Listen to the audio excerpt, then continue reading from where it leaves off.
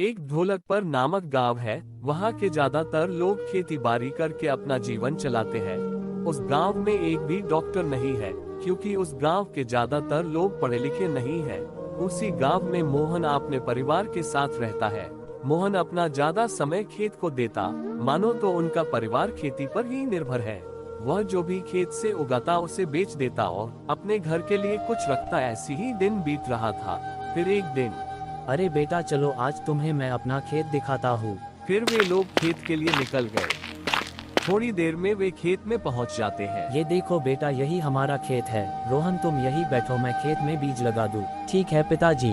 मोहन फिर बीज लगाने लगता है। अचानक से वहाँ पे एक सांप आकर रोहन के पिताजी को पीछे से डंक मार देता है। मोहन फिर जैसे तैसे अपने पिताजी को घर ले जाता है। अरे माँ ये देखो पिताजी को सांप ने डंक मार दिया।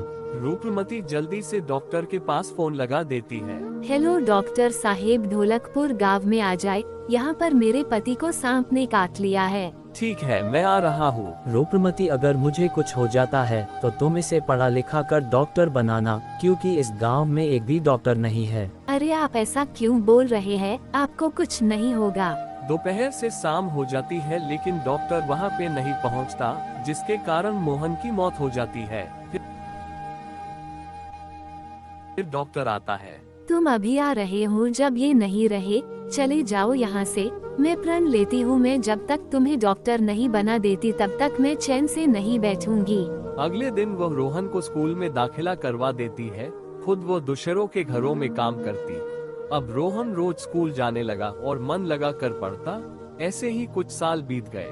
अब रोहन बड़ा हो गया। माँ मैंने अपनी स्कूल की पढ़ाई पूरी कर ली, आप मुझे अब आगे की पढ़ाई के लिए बाहर भेज दो। रूपमती सोचती है, मेरे पास तो इतने पैसे नहीं है। अच्छा मैं कल सेठ के यहाँ से कुछ रुपए उधार लाऊंगी। ठीक है, तुम अमेरिका जाने की तैयारी करो।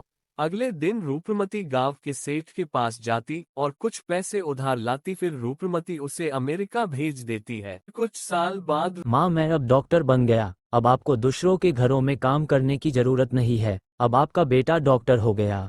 काश तुम्हारे पापा अभी होते तो कितना खुश होते तुम्हें देखकर। अच्छा वे ऊपर से सब देख रहे होंगे। माँ अब इस गांव में कोई बीमार होगा तो मैं सबका इलाज कर दूंगा। फिर गांव में जो भी बीमार होता वो रोहन को बुलाता और रोहन उनका अच्छे से इलाज कर देता। अब रोहन अमीर हो जाता है। कुछ दिन बाद वह गांव में अस्पताल बनवा देता है और वो सभी जरूरतमंद लोगों की मदद करता।